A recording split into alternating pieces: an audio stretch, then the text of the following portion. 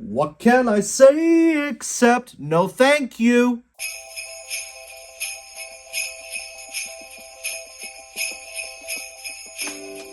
Hi, welcome to Film Stash. My name is Douglas Campbell.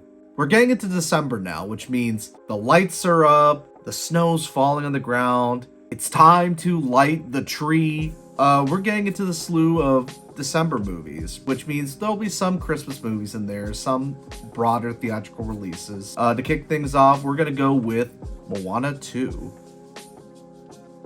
Moana journeys to the far seas of Oceania after receiving an unexpected call from her wayfinding ancestors to find a cursed island sunk by a malicious storm god named Nalo. Before this movie was released, it was set to live on as a limited Disney Plus animated series. It was decided that they would take the elements that they made for this proposed limited show and they reworked it into a movie, which honestly explains a lot of things. I don't want to be too negative right away, so jumping into the positives here, I think that like with other Disney movies, Disney still proves that they are a pioneer amongst animation. And the filmmakers and the animators, they really found a new angle to make a sequel to Moana, a movie mostly set out on the ocean, still feel unique and new just on a visual level alone. And when it comes to the animation itself, one of the characters that I was truly impressed with the animation, her name, excuse me if I butcher it, I'm trying not to, Matangi. Just looked it up, it was Matangi. And her character design and the animation that accompanied the character, it was really, really cool. They incorporated bats and bat-like movement to everything that this character did. And it would make for some truly unique experiences within the movie whenever she was on screen. I really just wish she was utilized more in the movie. And of course, I still like the main character, Moana. Like, even with barely a plot to work with, she is a strong female character that I still like seeing brought to the big screen. And I enjoy seeing how Ali Carvalho and the animators just bring her to life, which of course unfortunately bring me into some of my mixed elements here. I hope you're enjoying this video so far, so please don't forget to like, share, and subscribe. Any help will be greatly appreciated. And now, let's get back to the stash.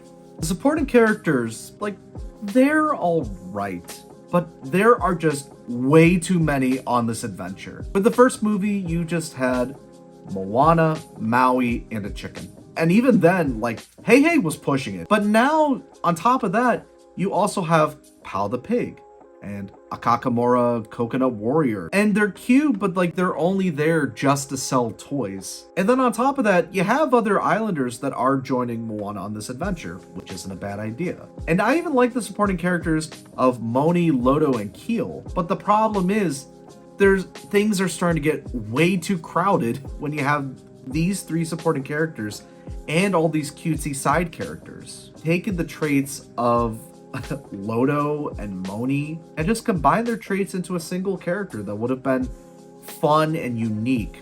Instead of one truly unique character, you just have three kind of okay characters. Maui is so wasted in this thing. He is barely there. It almost felt like he wasn't even supposed to be in the plot, but because this was turned into a movie, now we just gotta find some way to include The Rock in there. His inclusion is just really forced. And I don't know, maybe it's because I'm getting a little rocked out, but sort of seeing him in this movie felt odd considering all the stuff I've seen of him on the news lately. It just kind of left a sour taste in my mouth. So the charm of seeing him play himself yet again in another movie, it started to wear off on me a little bit here.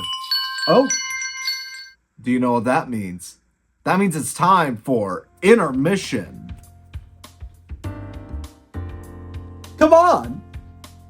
So with Christmas right around the corner, for these next couple reviews here, I'm gonna review cookies. One of the cookies that I picked up, it's Chewy Chips Ahoy with chocolatey chips from Hershey's. It's got a fudge filling. Let's try a bit with some milk. I wonder how Santa could do this in a single night, you know? Like, I love me some cookies, but like, it's very chocolatey. It's really good. It's very rich, almost like a chocolate cake. I'm gonna just try it again without the milk. I think I do like regular Chips Ahoy better. If you could get a regular chewy Chips Ahoy with this chocolate filling, I think you're in for something big here. I would give that an 8.5 out of 10. I have the milk stash on top of my film stash. And going into my negatives here, this story was just half-baked. No, less than that. It was barely a story. If I were to break this movie down without any spoilers, here's how it would be. Moana gets a call from her ancestors. She gets stuck in a giant clam. She gets out of the clam.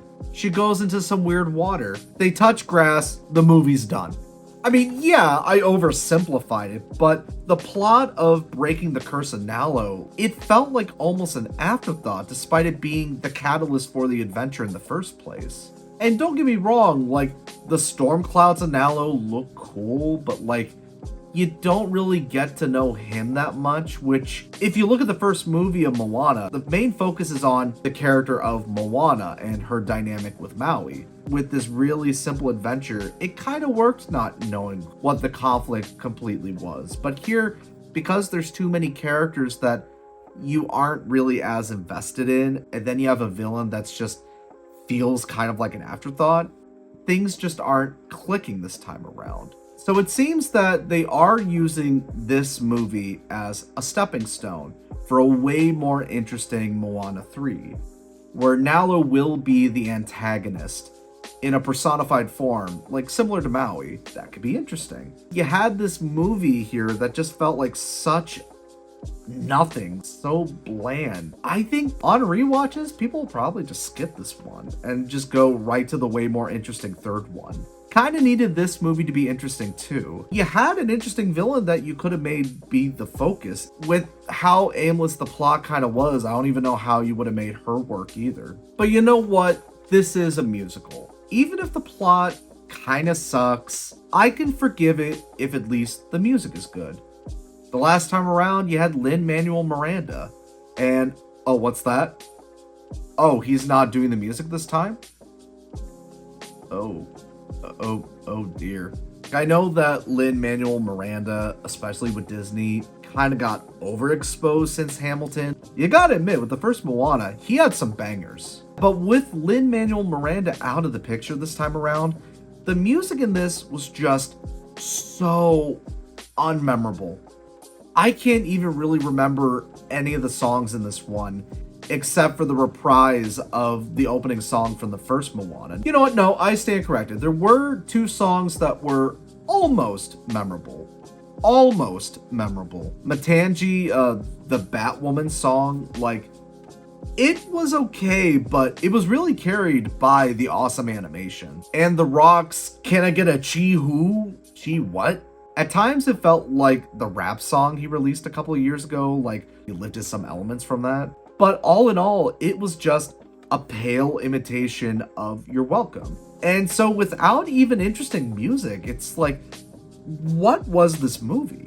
It really should have just stayed on Disney Plus if this is what it was going to be. And so to wrap things up here, look, I know I'm harping on this movie pretty hard, but one of the things that has made Disney such a powerhouse for years is the fact that they make movies not just for children, but for everybody. They've been doing this for a while. And to follow up Moana, like one of the more like recent greats, and then just kind of throw a lazy sequel like this together, it's gonna make a lot of money. There's no doubt about it. But I just think it's a shame because you had such a great original movie, and to kind of follow it up with this nothing story, it's so lazy. It's just so forgettable. Like, I'd probably give it a 5.5 to a 6 out of 10. The only thing that I truly enjoyed about this movie, I enjoyed seeing how much the kids in my screening enjoyed it and how they were waving their Maui hooks around. At least somebody enjoyed it, you know?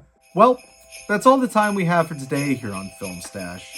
My name is Douglas Campbell, and if you excuse me, I'm gonna go see Wicked again.